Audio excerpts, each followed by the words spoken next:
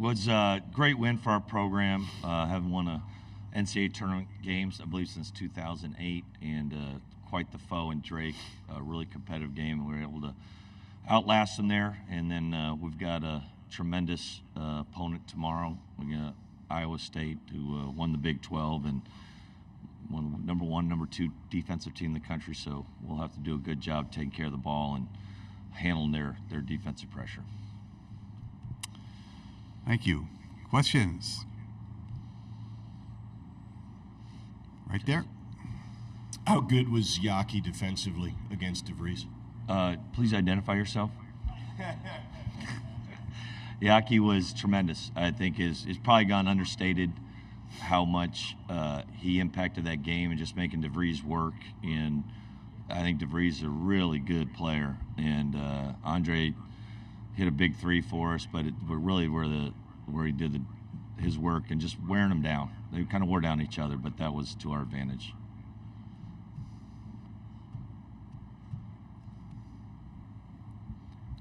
Mike Patterson, Omaha World Herald. Coach, you talked about it a little bit last night. Just talk a little bit about Isaiah Watts, the freshman, stepping up and hitting that big 3 late in the game. Yeah, no, Isaiah's been a spark plug for us most of the year, and he's had it's been coming on lately. The last half of the season, last third of the season, been really, really helpful for us, and he's just got a really magnetic personality and kind of brings that energy, and he plays very carefree and loose. And not afraid of the moment, and I don't think anyone on our bench was surprised him taking that shot, and not surprised it went in.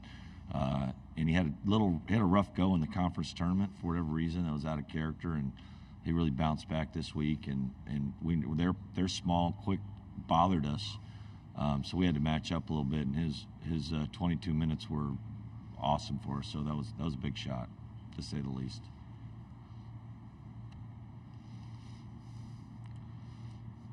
Stay here yet.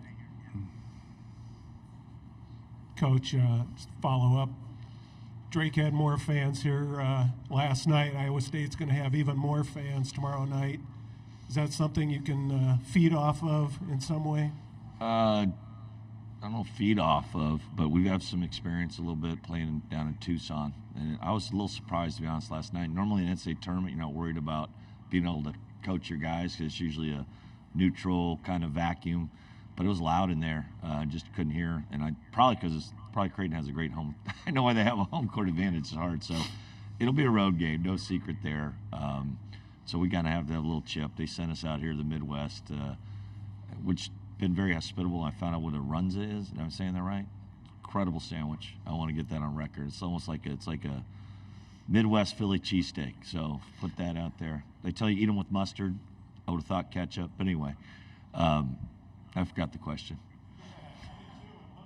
Yeah, that's good. I didn't really have a follow-up, but I'm glad you enjoyed that run. So take some home with you. I'm just mad at myself. I didn't know about it. My 54 years, I didn't know that existed, but I do now.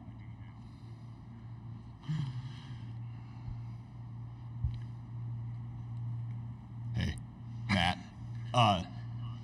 Is Isaac underrated, nationally or in terms? Yeah, I would say nationally. I'm sure he's not a household name. It's kind of how he's such, him very well. He's such an understated person, very, very low-key, never too high, never too low.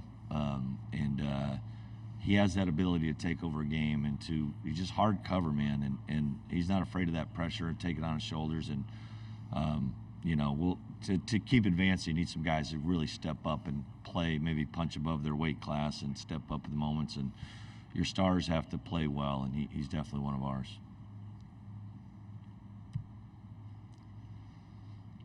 Stay there. Thank you. Coach, just playing a little catch-up from last night, but the lateness of that game, did you feel that maybe was a little bit of an advantage? You were maybe used to it a little bit more than the Midwestern team? Yeah, maybe. I mean, our body clocks, I think it's more in the old folks like me, like our body clock stayed in there. But players, I think that age, probably doesn't affect them too much either way. But maybe that was our advantage, being able to, try to we've been sleeping in a little bit, trying to stay on the same rhythm where 9 o'clock tip was a 7 o'clock tip for us. So that might have helped. I'd rather have the home fans, like they did the bus trip in here. Proud of our Cougs. They showed up. We had a good turnout.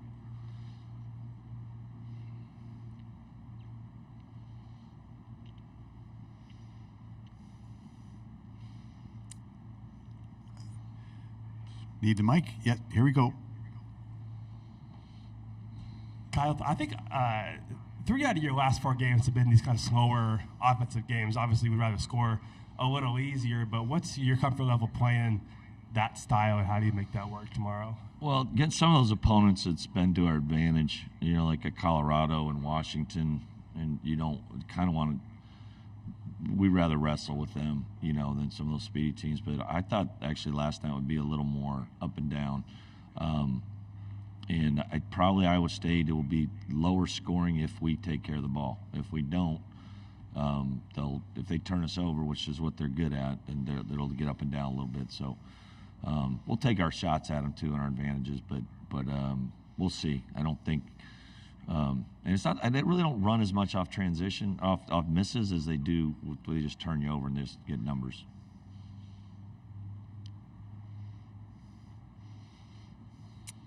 You have a follow-up for that?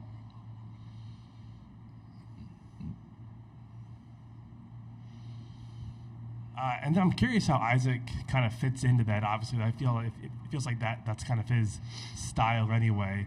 Do you anticipate them, doubling him as much as he was? They double it. It doesn't matter. They double the post every possession. It doesn't matter who catches it. So they really swarm you.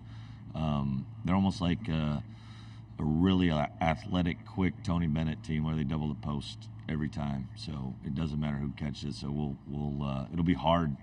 We got to be tricky. We got to find different ways to get in the ball, different places, I think, and get on the glass a little bit. Maybe we have somewhat of an advantage there, I hope.